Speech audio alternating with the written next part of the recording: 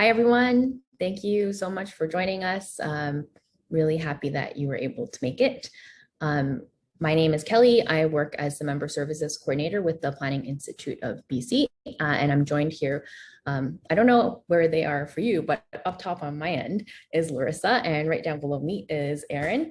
Larissa is the Operations Manager at the PSB, and Erin is a Certifications Manager at the PSB. And although we are all meeting remotely from different locations, I'd like to say that the Planning Institute of British Columbia and the Professional Standards Board for the planning profession in Canada both recognize, acknowledge, and appreciate that we are able to live, work, and learn on the traditional territories of the First Nations and Indigenous peoples of Canada. Acknowledging the principles of truth and reconciliation, we recognize and respect the history, the languages, cultures of the First Nations, Métis, Inuit, and Indigenous peoples of Canada, whose presence continues to enrich our lives and our country. I am very thankful to be guests on the unceded traditional territories of the Musqueam, the Squamish, and the Tsleil-Waututh Nations. And briefly just go through a quick outline of the plan of attack. We've got a quick introduction for the PSB, and then followed by an introduction to the Planning Institute of BC. And then Erin will pop in to talk about the PSB application process, which I'm sure most of you are really here to learn more about. And then I will briefly talk a little bit about the PIBC member services. And then we'll close with a short Q&A period where hopefully we'll be able to answer any and all burning questions that are at the top of your minds. So with that being said, I'll toss the baton over to Larissa, who will talk a little bit about the PSB. Thank you, Kelly. Everyone here, I'm pleased to introduce you to who we are at the Professional Standards Board for the planning profession in Canada and the role that we serve in this process. The PSB was created back in 2012 to oversee the certification process for the Canadian Institute of Planners and its participating PTIAs. Currently, the PSB administers the certification process for all PTIAs except l'Ordre des Urbanistes du Québec. Essentially, anyone who wants to become a registered professional planner, or RPP, in Canada needs to go through us for their certification. We administer the entire certification process, including assessment of applications and eligibility for candidate membership in the PTIAs, and therefore CIP, verification of mentorship and sponsorship, verification of work experience, and the delivery of courses and examinations, including the final professional examination, which leads to credentialing as a professional planner. PSB is an independent organization incorporated under the laws of Canada and governed by its own board of directors. We operate under shared service agreements with CIP and the 6 participating PTIAs, according to the guidelines determined as part of the Planning for the Future, or PFF project. Now that you have some background on who we are at the PSB, I'd like to turn it back to Kelly, who will be sharing with you an intro to the Planning Institute of British Columbia. Thanks, Kelly. Thanks, Larissa. If you could pop over to the next slide for me. Thank you. So unfortunately, I was supposed to be joined by our Executive Director, Dave. So I hope that I'm not missing any important key points here. He did give me a run through, so hopefully it'll answer some questions about who we are as an institute. So at a high level, the organization is the representation of the Professional Association of Planners in BC and Yukon. And that, of course, means anyone who's working in the field of planning. And as planning students, I'm sure you're all aware, it's much more than just traditional land use planning, but a very diverse variety of things involved.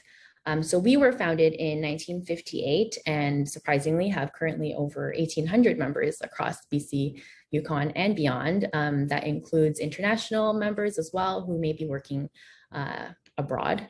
And as a professional association, our core purpose is to set, maintain, and administer standards for professional planners. And so we work with the PSB and other professional associations across Canada and through the certification process and shared national standards. One of the advantages of working in the planning profession in Canada is that we have all these shared national standards and processes which support consistency and a really big one, ease of labor mobility for professional planners across the country.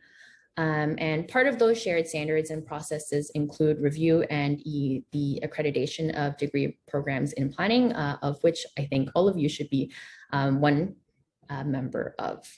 In addition, our core role as a regulator of professional standards, we also provide a range of member services and benefits that support our members and to advance the profession. And I'll talk a little bit more about these services as I noted later on in the presentation. The Institute also engages in outreach and advocacy on issues relevant to the planning profession. So, outreach right now, we're talking to you all, and also advocacy on issues including things like climate change. So, as part of advancing the profession, this is just a list of some of the things that we do. We have continuous professional learning and development. So some of you might have had access to some of our PIBC webinars as student members. So that's a benefit that we provide to student members is access to free recordings of these paid webinars. We're also in contact with government relations and we contribute to public policy. As well as collaborating with other provincial and national organizations, such as through CIP. There's also, reciprocity of your accreditation with other institutes in the world, which I think right now is the Australia. And we used to have a partnership with the Royal Town Institute, Planning Institute in the UK, but that's not currently a thing anymore. And then also we have student and academic research. We're also going to be launching a student internship program shortly. So keep your eyes out on that if you're still a student at the end of that. And we do outreach to the public and media, including our awards programs and other advocacy issues. And we can hop to the next slide. So some of the principles of certification just links back to the core role of the Institute as a professional association and regulatory body for the planning profession in BC and Yukon. So these principles really underpin the certification process and denote why we do what we do. So one of the things is the Rpp designation, which is a title that is protected legally in BC and Yukon for the exclusive use of qualified and certified members of PIBC only. And that applies to other provinces. You have to be part of their professional association in order to be able to use the designation. And it helps broadly protect the public interest. So through ensuring that everyone practicing planning and calling themselves registered professional planners are meeting minimum expectations for education, knowledge, skills, and abilities. And since there are shared national standards and we coordinate as a profession across Canada, we have, as I mentioned before, really great labor mobility for qualified planners from province to province, as well as for professionals who are looking to work in multiple jurisdictions. So you are able to, once you are certified, sign up for membership, joint membership across different professional associations so that you can use your designation no matter where you are located in the country. And, as for all professional bodies, there is a spectrum of different approaches, which range from loosely organized and voluntary. So for example, maybe you're an event planner and you're part of an event planners association, to highly structured and really regulated professional bodies, which most of you probably know are like doctors and lawyers. And the Institute as a baby was much more voluntary in the beginning. And over time, it has become a lot more organized and more regulated as the profession grew. So as part of that, we legally have the protected title. So you cannot use the title unless you are certified. And maybe eventually it will lead to legal protection for the function of the profession. And that way you can't work in planning unless you have certification. But that's kind of maybe a project for the long term that we can't really speak to right now. So that's a little bit about the PIBC and who we are, what we do. And then I'll hand it off to Erin, who will talk to you a little bit more about the details about certification that you're probably more interested in. Thanks, Kelly. Thanks everyone for joining the presentation today. So I'll be giving you an overview of steps to attaining your RPP and more information on the PSB certification process. So today we'll be covering 3 components of the certification process. In front of you are 5 different steps, and from steps 2 to 4, those are completed concurrently. So there's 3 major components of the certification process, and the first is the application. So this is how you become a candidate member. There are 3 routes of entry, but we'll only be covering the accredited degree route as it applies to all of you. The second component is the certification phase. So this includes the 3 steps from steps 2 to 4, which I know is kind of confusing. So the 3 steps to becoming a full member shown here, those are all for the certification phase. The final component is step 5 on this slide, which is the professional examination. This is the last step to becoming a full certified member and receiving the Registered Professional Planner designation. So meet Sam. She's a UBC student in an accredited planning degree program. She just got a job offer working in planning and is looking forward to working towards her professional designation and moving forward in her career. Sam's route of entry, like all of yours, will be the accredited planning degree route. In order to apply through this route, you must be currently employed in a planning role. So, just the next slide, sorry. In terms of successfully applying through this route of entry, Sam will need to complete her application through our online certification portal. So a successful application will include the items listed in the checklist here: the online application form, an official employment letter and job description from her employer, and the application fee payment of $375 plus tax. Along with her application, Sam will need to request her official transcripts that show her confer date and have these submitted directly from her school to our office. And we're accepting these via mail or email at this time due to the pandemic. So it's important for applicants to review the costs associated with attaining your RPP certification. Once your application is accepted, you must consider the fee of the Ethics and Professionalism course and examination, and eventually sitting the professional examination as well. So the total cost for all steps administered through the PSB is $1,470 when applying through the accredited degree route.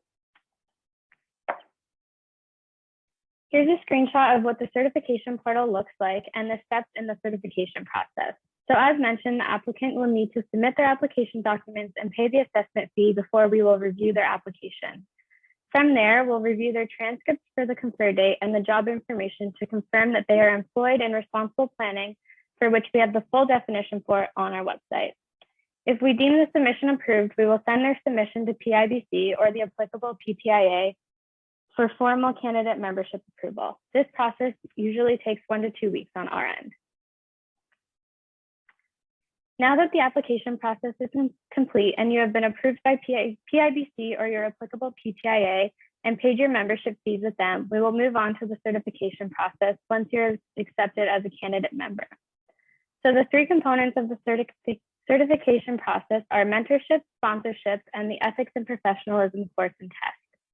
These 3 components are required for all routes of entry and years of experience that you have, and they can be completed concurrently. So first we have mentorship. Your mentor will be a key player in your development as a responsible member of the planning profession and help you grow and develop specific competencies. We envision that this role will be seen as collegial, so a supervisor or close work colleague, which will be able to facilitate your meetings, as the mentorship requirement is that you will have at least 4 to 6 meetings with your mentor over at least a 1-year period, covering topics in the mentorship guide, such as the CIP, code of conduct, public interest, and ethics. Your mentor must be a full certified member of a PTIA in good standing for at least 3 years and can be retired for up to 3 years. We suggest in the first meeting that you both go through the mentorship guide to understand what we want to see discussed, as this mentorship period is not designed to talk about work experience. Lastly, mentorship cannot be backlogged and needs to be gained after you are accepted as a candidate member. Next, we have sponsorship. Your sponsor will monitor you during this stage of the process and will ultimately review and validate or sign off on all of your work logs. The sponsorship guide on our website goes into detail about the work experience we are looking for you to log, and that it is paid professional planning experience. Your sponsor has the same eligibility requirements as your mentor, fully certified member in good standing for at least 3 years, but they must not have a direct conflict of interest with you. So in this case, they cannot be a supervisor or close work colleague, and they cannot be involved in any of the work that you are logging. Feel free to check in with your sponsor every 6 months to ensure that you're on the right track and to receive feedback on your logs. Through the accredited degree route, you're required to log two years of work experience, of which 1 year can be backlogged from before you are accepted as a candidate member. I'd also like to note that if you move or change jobs and a long distance relationship is not possible, you can change your mentor or sponsor by submitting the updated information through the candidate portal so that you can meet the objectives of the program. So taking a look at the portal again, once you're accepted as a candidate member, you will then need to submit your mentor and sponsor contact information to move to the next steps in the certification process. Your mentor and sponsor will receive emails through which they will confirm these positions. And the third step here is the Ethics and Professionalism course and test. So this is a self-directed course that you have 6 months to complete and pass. Once you register, you will receive the course materials containing 8 modules, and you can take the multiple choice test at your leisure. So from the day you become a candidate member or closer to the professional examination, it's your choice. We suggest that you go through the course materials with your mentor should you have any questions. The passing grade for this test is 70%, and it's $595 plus tax to complete it, and you have 3 attempts. Now we're a little bit further down the road to your RPP, and you've made it to the last step towards becoming a full certified member, the professional examination. The professional examination is administered twice a year in March and September. Due to the current COVID-19 situation, the professional examination has been moved to a fully online platform for the time being. So going into some more detail about the professional examination, it focuses on 3 sections. The first being public interest, second is professional responsibility, and third is ethics. In 2016, the examination made the switch from short answer to multiple choice, and the questions are application-based on scenarios where you must choose the correct response. It's not a course content-based exam where you memorize and regurgitate your technical knowledge of planning, but the focus is more on issues of professionalism. The purpose of the examination is to assist in assessing your suitability for admission to becoming a full member, to evaluate your understanding, comprehension, interpretation, and ability to apply the CIP Code of Conduct, and to assess your comprehension of broader issues of professionalism and relevant competencies. We developed a professional examination preparation package that can be found on our website and suggest that you review scenarios with your mentor and ensure that you have diverse experience in responsible planning and to apply this knowledge to a variety of challenging workplace scenarios. It is rigorous, but it's not designed to trick you. The pass rate for the professional examination is 80%, and you have 3 attempts to complete the test before you would need to restart the certification process. So the fee for this is $500 for the first attempt and $150 for attempts 2 and 3. So you've completed the test. Now what? Your results will be sent to your PPIA, who will ultimately grant you your full certified membership and RPP designation. The PSB process is administered nationally. So if you move, you can transfer your membership to a different province, and there's also the opportunity to request additional time on your membership should you need to take parental leave, sick leave, or another instance that may arise. The RPP is a significant step for a planner to lead to an enhanced, stronger, and richer planning career, and ensures that planners are on the same page in terms of meeting the highest standards in professional practice and having a good understanding of the Canadian landscape to add value to their employers and communities. And that's everything.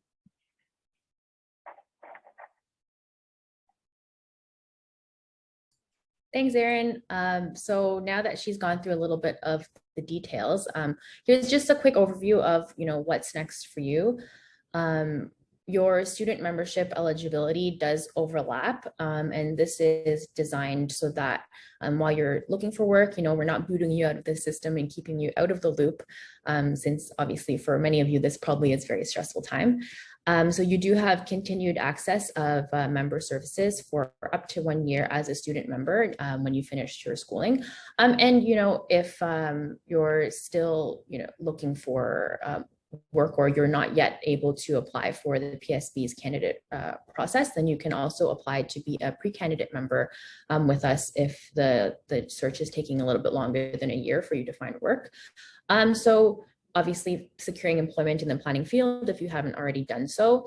And I'd advise you at this point also to look into who a potential RPP mentor and sponsor might be. When you apply, I think you have about 90 days after your application to identify who your mentors and sponsors are. And some of our student members find it easier, some find it harder to find an appropriate mentor or sponsor. For example, a lot of our members who may be working more remotely perhaps don't actually have anyone that they're directly reporting to. So it's really good to kind of dig deep into your network and figure out exactly who might be able to and eligible to provide kind of those mentor and sponsor roles in your professional development. One great thing to sell it is that all of our RPPs must do continual professional development, and being a mentor actually does qualify for some of those hours, so they can report them as structured learning. Those details can be found in the CPL guide. Once you secure your employment, then please do apply for a candidate membership with the PSB. Once they receive your membership file and review and have approved it, then they'll actually forward your application over to us, and we will confirm your admission by having the board grant that admission to your candidate membership. So while you wait for all that to happen, you're actually not considered an official candidate member until the board makes those approvals, and that happens about 5 times a year that they meet. So I'd advise you to get on board as soon as possible, just so that you can get all of your experience logged appropriately. In the meantime, there's a lot of different member services that you receive as a member. A student member receives basically all of the same benefits as our candidate and certified members. So that includes access to conferences, our Planning West subscription, e-news, job postings, professional development opportunities, networking and chapter events, which hopefully will be in person at some point again, as well as member discounts on some of these events and services. Also, obviously, being a member of the Institute often provides advantages when you're looking for work or looking to advance. And that's why it's such a great idea to pursue your certification. And as well, you also have access to CIP insurance coverage, which is fantastic. And many of our consultants actually say it's a better deal to pay for your membership fees and go this way for your insurance coverage than to try and find it for themselves. So that's great. Next slide, please. So after you become an RPP, the PSB obviously needs to verify that all of your certification steps have been successfully completed. And again, they would have to forward that information over to us so that we can send that to the board to approve and formally grant your certified membership and ability to use your RPP designation. And again, you cannot use those designations until you're formally admitted. And then the certificates to recognize your certification is usually granted during our World Town Planning Day Gala. And that normally happens in November every year. And you can come receive your certificates in person, or we can also, if you really, really want to, we can mail it to you if you don't want to have fun and party with us. Next slide, please. And then to maintain your certification, you're required to do a series of things. So that includes continual professional learning. And so now it has officially started that candidates as well as certified members all need to do their CPL.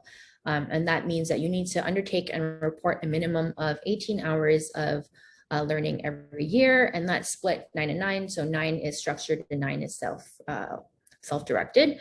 And you must maintain your professional ethics. You have to uphold the code of ethics and professional conduct to maintain your membership in good standing, and also encouraging you to contribute and give back. So to volunteer, contribute to the profession in whatever capacity you are able to, participate in any of the committees that we have, serving as a sponsor and a mentor.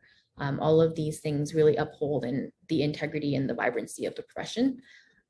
So that's pretty much it on my end.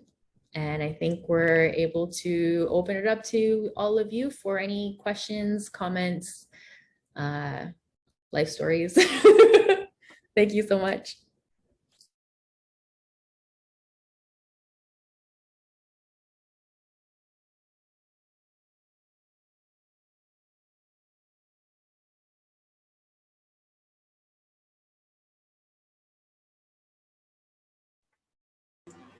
Go ahead, Don. I have a question about logging our hours. Is there a standard form that we fill in, or it sounds like this is something that we figure out in conversation with our mentor and our sponsor? Is that accurate? Erin, do you want to take that one? Sorry, I was just looking for the link. Can you repeat the question? I just saw your chat message and was looking for that. That's okay. I'm wondering if there's a standard form for logging hours and work experience, or is that something that we co-develop with our mentor and sponsor? How does that work? Yes, so we do have templates available on the website for both mentorship and sponsorship. So you can follow those. You can also kind of just follow it roughly if you'd like to sort of outline it in your own way. As long as you have the signed like front page that just shows that you're mentor or sponsor and you have both signed off on it, then you can just do whatever you'd like, but we do have templates available. Great, and you'll throw that, that link into our chat. Yes, I'm on it right now. Thank you.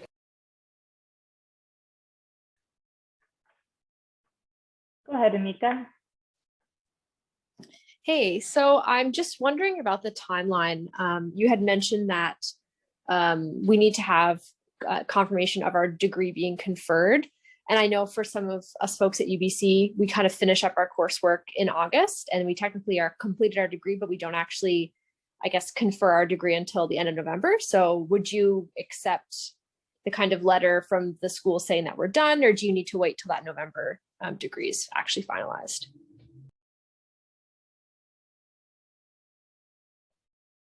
We do require that the degree is actually finalized, so we will require the official transcripts from your school. So unfortunately, you will have to wait until you've received that. Okay, thanks. So just a clarifying question, Erin, for those of us who do graduate in November, what should we be doing between here and there towards this process? Like I'm already working in planning and I would like those hours to count. So.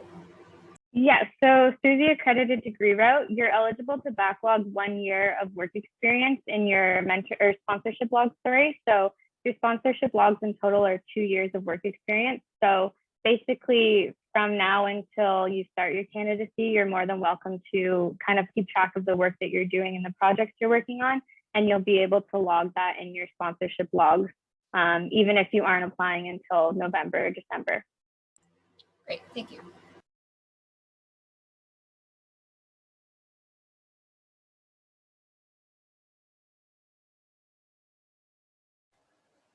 I'll jump in if you don't mind, or unless someone had their hand up, I can't see.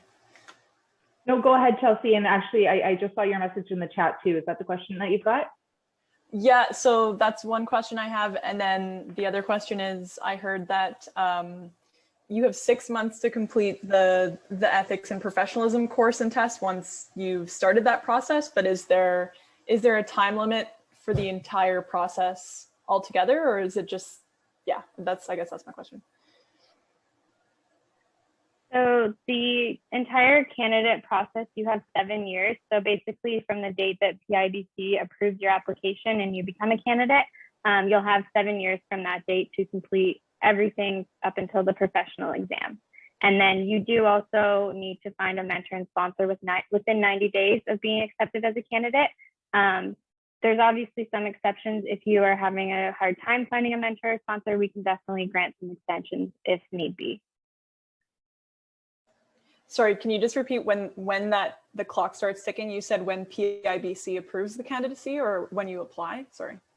Yes, so it's once you've been approved as a candidate. So you'll apply and then PSB will send your application to PIBC. Once PIBC has approved it, you then become a candidate, and that's when the clock starts ticking. Got it, thank you. Cora, go ahead.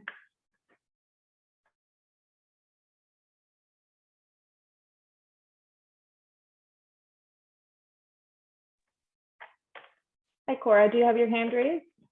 Feel free to ask your question.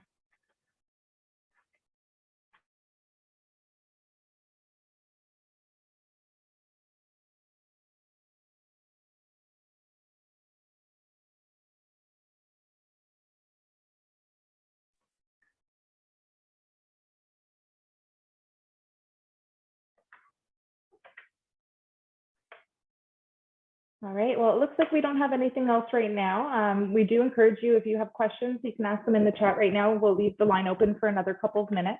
We're happy to answer them for you, or if you'd like to send us an email as well. I'll post my email as well as Erin's in the chat for you here, and Kelly will post hers, and feel free to get in touch with us with any questions that you might have. Also flag that technically while your clock starts ticking when we do receive your application, our renewal cycles do happen annually. So potentially you might be able to sneak in like an extra 6 months here and there after being approved. So let's say you are approved by the board in like May of 2020. And technically you would have until May of 2027 to complete all of your certification requirements. But because the renewal cycles happen in January, technically that window between May and December you would still be eligible to remain a candidate. And also the fact that you only have 2 sittings of the exam to write in a year, just something to keep in mind, because if your candidacy expires at the end of 2027, for example, but you haven't signed up to do the exam at all that year, then there's nothing we can really do about it. So make sure you keep that in mind. And as well, I would recommend doing it sooner rather than later, because if you need to retake your exam, like don't wait until the 7th year to write it on the first sitting, because we have had cases where people don't pass obviously on their first attempt, and then are not able to sign up for another sitting before their candidacy expires. And so you'd have to start the process all over again.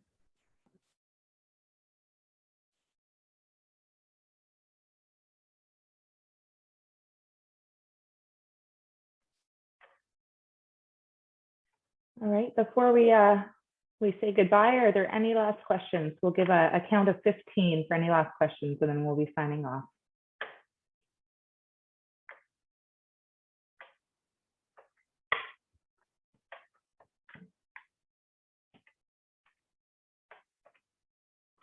Okay, well, thank you everybody for your time and for your attention. We hope this was helpful. Thank you, Kelly, for setting this up on the PIBC side. We appreciate the chance to get this information out here. Please feel free to reach out if you have any questions. Bye, everyone.